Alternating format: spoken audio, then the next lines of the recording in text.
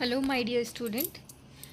Today we are learning roles and responsibilities of human resource management in the modern business world. यहाँ पर हम सीखेंगे कि आजकल का जो करंट सिनेरियो है इस समय पर ह्यूमन रिसोर्स मैनेजमेंट के रोल्स एंड रिस्पॉन्सिबिलिटीज़ क्या क्या होते हैं। तो आइए शुरू करते हैं। जो स्टूडेंट चैनल पर नए आए हैं वो चैनल को सब्सक्राइब करना ना भूलें एंड आपको ह्यूमन रिसोर्स मैनेजमेंट से रिलेटेड किसी भी टॉपिक पर अगर लेक्चर रिक्वायर्ड है तो आप कमेंट बॉक्स में कमेंट कर सकते हैं ताकि मैं आपको प्रॉपर एक लेक्चर प्रोवाइड कर सकूं। So now today we are learning roles and responsibilities of human resource management.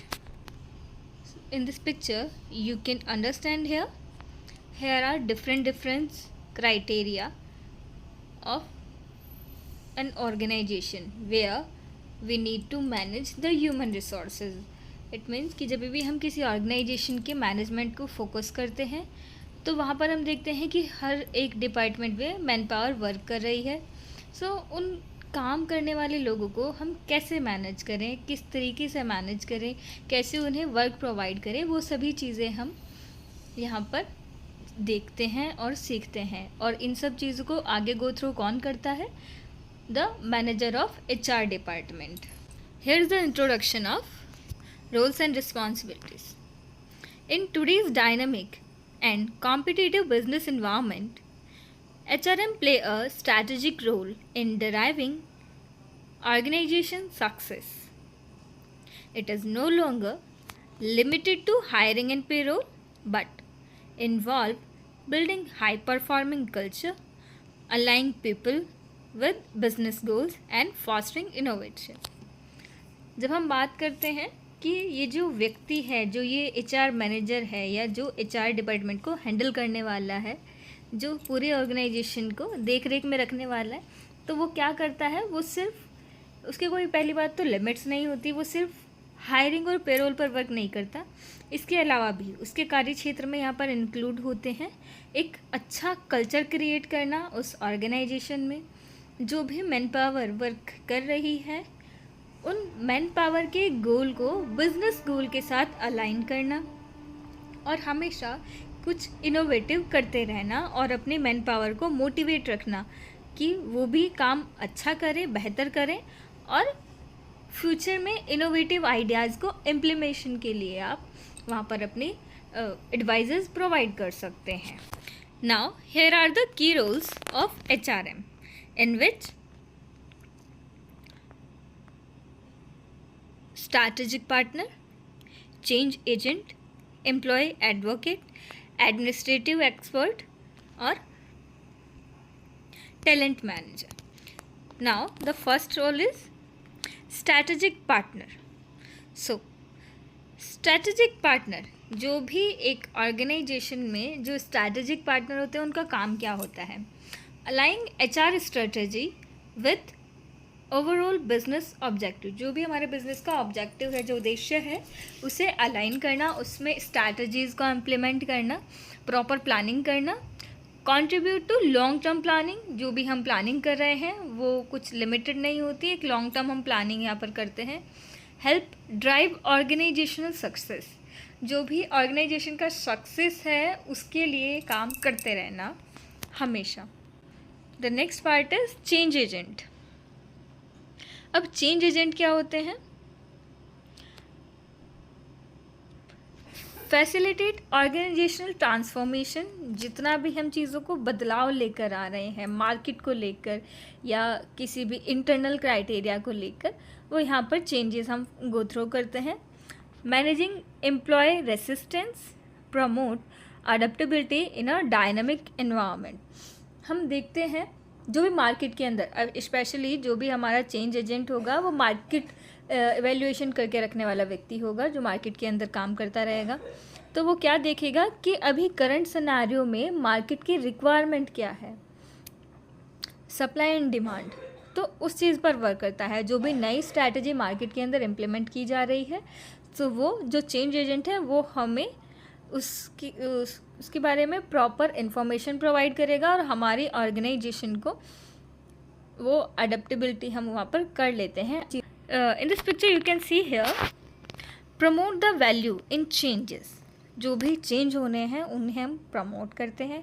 Integrate change with processes. जो भी हम चेंज देख रहे हैं मार्केट के अंदर हो रहा है उसे अपनी ऑर्गेनाइजेशन के अंदर प्रोसेस में लेकर आना है. Support others through the change. सबको सपोर्ट करना होता है जो भी हम चेंजेस कर रहे हैं उनके द्वारा.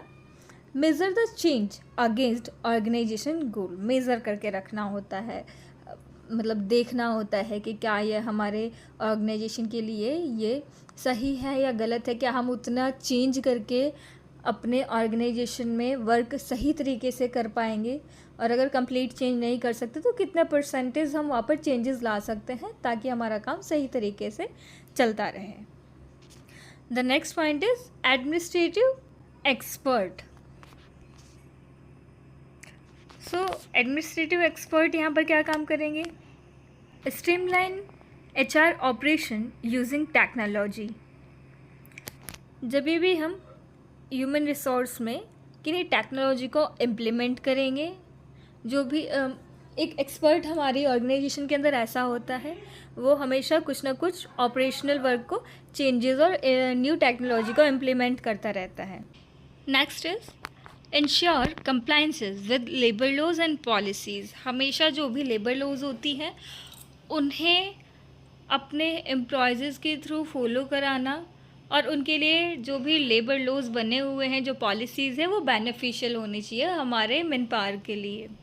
ऐसा ना हो कि हम उनकी विपरीत अवस्था अपनी पॉलिसीज़ का यूज़ कर रहे हैं, कहीं ना कहीं हमारे एम्प्लॉयज़ को हार्म हो रहा है और उनका नुकसान हो रहा है. तो जो भी एक्सपर्ट होता है वो इन चीज़ों का ध्यान रखता है कि हमारे जो भी लॉज बने हुए हैं, जो भी लीगल एप्लीकेशंस है वो पॉजिटिवली इम्प्लीमेंट हो और प्रॉफिटेबल हो हमारे मैन पावर्स के लिए. Next is improve operational efficiency. जो भी ऑपरेशनल वर्क हो रहा है, जो भी प्रोडक्शन में वर्क चल रहा है वो इफ़ेक्टिवनेस के साथ में होना चाहिए, बहुत अच्छे तरीके से कंप्लीशन पर पहुंचना चाहिए. Employees advocate. हमारे जो भी एम्प्लॉयज़ होते हैं तो उनके फेवर में कोई ना कोई एक पर्सन ऐसा होना चाहिए जो उस ऑर्गेनाइजेशन का तो एम्प्लॉय हो लेकिन काम हमेशा एम्प्लॉयज़ के लिए करे. सो उस डेजिग्नेशन को हम बोलते हैं एम्प्लॉयज़ एडवोकेट. अब देखिए कि एम्प्लॉयज़ एडवोकेट किस तरीके से वर्क करता है और क्या क्या काम करता है. Promote employees engagement and satisfaction. जो भी एम्प्लॉयज़ का इंगेजमेंट है वो क्रिएट होना चाहिए उस ऑर्गेनाइजेशन में. सभी एम्प्लॉयज़ पॉजिटिवली एक दूसरे से कनेक्टेड होनी चाहिए, और काम करने के बाद जो भी उन्हें फैसिलिटी, जो भी सर्विसेज प्रोवाइड हो रही है, उन्हें सैलरी प्रोवाइड हो रही है, वो कहीं ना कहीं सेटिस्फैक्ट्री होनी चाहिए. हमारे एम्प्लॉयज़ हमारे ऑर्गेनाइजेशन में काम करके सेटिस्फैक्शन गेन करने होना चाहिए. Address grievance Fairlie. जो भी रूल्स रेगुलेशंस बने हुए हैं उन्हें वो कहीं ना कहीं पॉजिटिवली आगे गो थ्रू करना चाहिए. Ensure a healthy and inclusive work culture. जो भी एक कल्चर बनाया गया है, हमारा वर्क सिनेरियो ऐसा होना चाहिए कि एम्प्लॉयज़ के लिए बहुत ही हेल्दी एंड हैप्पियर एटमॉस्फेयर हो. ऐसा नहीं कि वो लोग आर्ग्यूमेंट्स कर रहे हैं, लड़ाइयाँ कर रहे हैं, एक दूसरे को देखना तक पसंद नहीं कर रहे. तो उन चीज़ों से हमें बचना चाहिए. कहीं ना कहीं ऐसा एक वर्क कल्चर होना चाहिए हमारे ऑर्गेनाइजेशन के अंदर कि सब लोग एक दूसरे से एक प्यार भावना से कनेक्टेड रहे और एक बहुत ही हैप्पियर माहौल हमारे ऑर्गेनाइजेशन का बना रहना चाहिए. The next part is talent manager. अब टैलेंट मैनेजर क्या है? जो कहीं ना कहीं HR का मेन फंक्शन होता है. ये जो टैलेंट मैनेजर एक व्यक्ति होता है, आप लोगों ने सुना भी होगा टैलेंट एक्विजिशन. सो जो भी टैलेंट एक्विजिशन का वर्क को आगे गो थ्रू करते हैं वो लोग क्या काम करते हैं? They are working on recruitment. जी हाँ, रिक्रूटमेंट एंड सिलेक्शन. जो भी हम हायरिंग कर रहे हैं उन पर वर्क करता है. फिर जो एम्प्लॉयज़ को हमने सिलेक्ट करके ऑनबोर्ड किया है अपने ऑर्गेनाइजेशन के अंदर, ऑनबोर्डिंग के बाद वो लोग काम करेंगे, तो काम करने के हम उनका एवेल्यूएशन करते हैं, प्रॉपर मॉनिटर करते हैं, एवेल्यूएशन करते हैं, जिससे हमें ये पता चल सके कि हमारे एम्प्लॉयज़ को कब कहाँ कैसे किन स्किल्स की रिक्वायरमेंट है या किन चीज़ों की रिक्वायरमेंट है, वो हम एवेल्यूएशन के थ्रू फाइंड आउट करते हैं। जहाँ पर भी हमें स्किल बेस्ड कोई एरर दिखाई देता है, उस सिचुएशन में here is the point, we are providing training to our employees. Now succession planning, जो भी हम प्लान करते हैं वो इस तरीके से होनी चाहिए कि उसमें पहली बात तो आइडियाज़ सबके हों। अगर हम बात कर रहे हैं अगर हम बात कर रहे हैं विभिन्न डिपार्टमेंट्स की, तो वहाँ पर हर एक डिपार्टमेंट के जो मैनेजर होते हैं वो लोग इंक्लूड होने चाहिए सक्सेशन प्लानिंग के अंदर।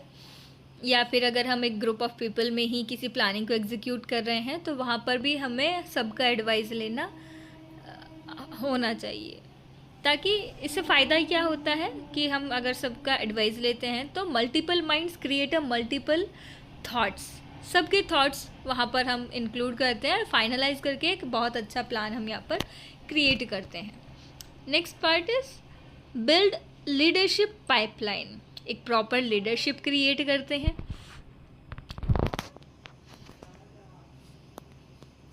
Now here are the major responsibility of HRM, जो भी ह्यूमन रिसोर्स मैनेजमेंट को हैंडल करता है, इट मीन्स HR मैनेजर जो होते हैं उनका मेजर रिस्पॉन्सिबिलिटी क्या होता है, जो उन्हें 101% फुलफिल करनी ही होती है। So here are the key responsibilities. First point, recruitment and selection, हम एक रिक्रूटमेंट फ्लॉट करते हैं। इस डेजिग्नेशन के लिए इतनी वैकेंसीज अवेलेबल हैं, उसमें कहीं ना कहीं जो भी कैंडिडेट्स होते हैं वो अप्लाई करते हैं, फिर इंटरव्यू अटेम्प्ट करते हैं, इंटरव्यू के बाद जो भी हम सिलेक्शन करते हैं वो सब चीज़ें यहाँ पर काउंट आउट किया जाता है। जैसे हमने लास्ट टैलेंट वाले पॉइंट में भी हमने पढ़ा, ट्रेनिंग एंड डेवलपमेंट, जो भी एम्प्लॉयज़ को रिक्वायरमेंट है, जहाँ पर भी हमें स्किल गैप दिखाई दे रहा है वहाँ पर हम ट्रेनिंग एंड डेवलपमेंट प्लान करते हैं। परफॉर्मेंस मैनेजमेंट, एम्प्लॉयज़ का परफॉर्मेंस को चेकआउट किया जाता है, कैसा उनका काम चल रहा है। कंपनसेशन एंड बेनिफिट्स, जो भी एम्प्लॉयज़ को कंपनसेशन देना है, कई बेनिफिट्स मिल रहे हैं, तो HR का काम होता है कि आप उन्हें वो बेनिफिट्स प्रोवाइड कराएं। It is the responsibility of him और her. Employees relation, create a happier and healthier environment in which employees are connected with each other very easily. Compliances and legal responsibilities, कहाँ कब कहाँ कैसे वो legal responsibilities fulfil करनी है, वो HR का वर्क होता है। Workforce planning and HR analytics, उस काम करने वाले क्राइटेरिया में कब कहाँ कैसे हमें प्लान करना है, वो सब HR का ही काम होता है और हमेशा एनालिसिस करते रहना होता है कहाँ पर हमें बेटरमेंट का रिक्वायरमेंट है। Now here we are complete our topic. Thanks for watching.